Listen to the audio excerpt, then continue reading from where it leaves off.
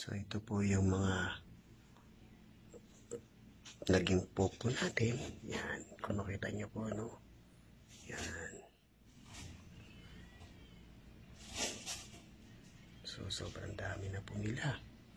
Nag-start po tayo kay St. Peter. Yan. Makikita nyo po, diba? God is good all the time. All the time God is good. Ganyan na karami, no? Yung ating naging Santo Papa. Kaya talagang malalaman mo na talagang may pinagmulan, no? Kung bakit may mga naging Santo Papa. Ang pinagmulan po ay si San Pedro. Connected po tayo kay San Pedro, samantalang yung mga ibang sekta, hindi po sila connected kay San Pedro. Kaya dapat, ang paniniwalaan po natin, yung Iglesia Katolika, Apostolika Romana, na tinatag ng ating mahal na Panginoong Jesus. Amen? Amen. Talaga napakabuti ng Diyos dahil dito tayo inilagay sa Iglesia na tinatag niya.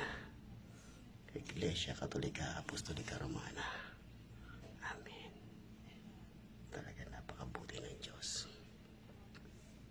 No?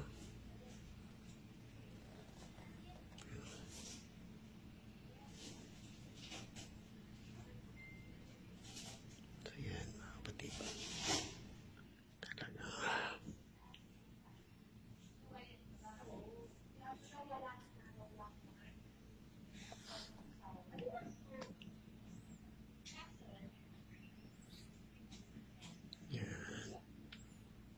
So yan, para at least aware po kayo sa mga pangalan ng mga naging pope natin nagdaan. And last po, no, Saint Benedict, si Pope Francis, and then si Pope Leo XIV na. Yan.